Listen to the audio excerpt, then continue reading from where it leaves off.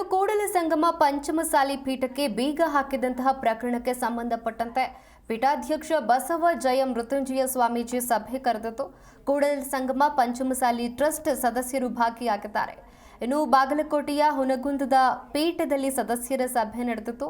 ಪೀಠಕ್ಕೆ ಬೀಗ ಹಾಕಿ ಎಫ್ಐಆರ್ ದಾಖಲಿಸಿದ ಬಗ್ಗೆ ಚರ್ಚೆ ಮಾಡಲಾಗಿದೆ. ಇನ್ನು ಸಭೆಯಲ್ಲಿ ಪಂಚಮಸಾಲಿ ಸಮುದಾಯದ ಮುಖಂಡರು ಕೂಡ ಭಾಗಿಯಾಗಿದ್ದಾರೆ. ಸಭೆ ನಂತರ ತಮ್ಮ ಅಭಿಪ್ರಾಯವನ್ನು ಹೇಳಲಿದ್ದಾರೆ ಸ್ವಾಮೀಜಿ. ಸಭೆಯಿಂದ ದೂರ ಉಳಿದಿದ್ದಾರೆ ಕಾಶಪ್ಪನವರ ಪರ ಬೆಂಬಲಿಗರು, ಅಂದರೆ ಕಾಶಪ್ಪನವರ ಪರವಾದಂತಹ ಬೆಂಬಲಿಗರು ಈ ಸಭೆಯಿಂದ ದೂರ ಉಳಿದಿರುವಂಥದ್ದು. ಕೂಡಲ ಸಂಗಮ ಪಂಚಮಸಾಲಿ ಟ್ರಸ್ಟ್ ಸದಸ್ಯರು ಈ ಸಭೆಯಲ್ಲಿ ಭಾಗಿಯಾಗಿದ್ದಾರೆ. ಹುನಗುಂದ ಪಟ್ಟಣದ ಬಸವ ಮಂಟಪದಲ್ಲಿ ಈ ಸಭೆ ನಡೆದಿದೆ.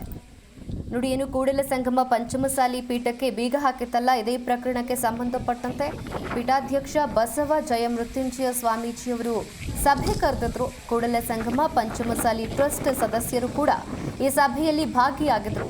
ಬಾಗಲಕೋಟೆಯ ಹುನಗುಂದದಲ್ಲಿ ಪೀಠದ ಸದಸ್ಯರ ಸಭೆ ನಡೆಯಿತು. ಪೀಠಕ್ಕೆ ಬೀಗ ಹಾಕಿ ಎಫ್ಐಆರ್ ದಾಖಲಿಸಿದ ಬಗ್ಗೆ ಕೂಡ ಚರ್ಚೆ ಮಾಡಲಾಯಿತು. ಇನ್ನು ಸಭೆಯಲ್ಲಿ ಪಂಚಮಸಾಲಿ ಸಮುದಾಯದ ಮುಖಂಡರು ಕೂಡ ಭಾಗಿಯಾಗಿದ್ದರು. ಸಭೆ ನಂತರ ತಮ್ಮ ಅಭಿಪ್ರಾಯವನ್ನು ಸ್ವಾಮೀಜಿಯವರು ಹೇಳಲಿದ್ದಾರೆ.